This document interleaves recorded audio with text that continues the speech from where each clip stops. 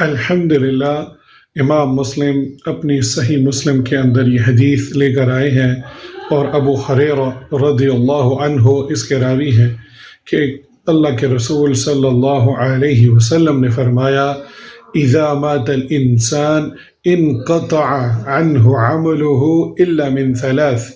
جب انسان فوت ہو جاتا ہے، اس کی وفات ہو جاتی ہے، تو ان کے تمام اعمال منقطع ہو جاتے ہیں سوائے تین چیزوں کے، یعنی یہ دنیا دار العمل ہے اور آخرت دار الجزا. تو جب انسان فوت ہو جائے تو اس کا عمل کا جو سلسلہ ہے وہ ختم ہو جاتا ہے سوائے تین چیزوں کے. اور وہ تین چیزیں کیا ہے؟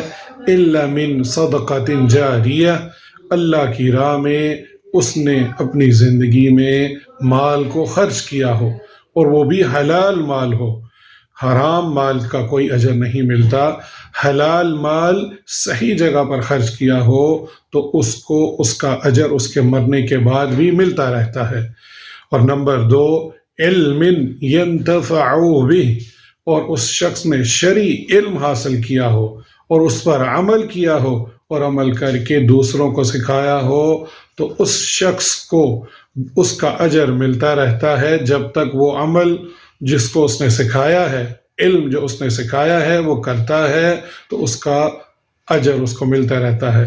اور نمبر 3، ولد صالح یدعو له، او کما قال صلی والسلام، کہ نیک بیٹا، صالح بیٹا جو وہ اپنے پیچھے چھوڑ کر گیا، وہ اس کے لیے دعا کرتا رہتا ہے. یدعو له، اس کے لیے مغفرت کی دعا کرتا رہتا ہے.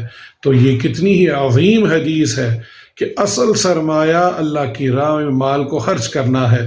اصل سرمایہ جو آپ کے مرنے کے بعد بھی اس کو اجر ملتا ہے، وہ علم، شرع علم ہے جو حاصل کر کے لوگوں کو تک پہنچانا.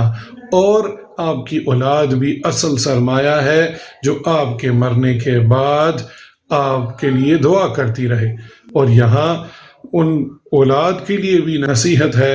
حقوق العباد میں سے ہے کہ والدین جب وفات بھی ہو جائے تو ان کا یہ حق جاری رہتا ہے کہ ہم بر الوالدین کو سامنے رکھتے ہوئے ان کے لیے دعا کرتے رہیں. اللہ سبحانہ و تعالیٰ مجھے اور آپ سب کو ان سرمایہ پر محنت کرنے کی توفیق عطا فرمائے اور اس حدیث پر بھی عمل کرنے کی توفیق عطا فرمائے. آمین.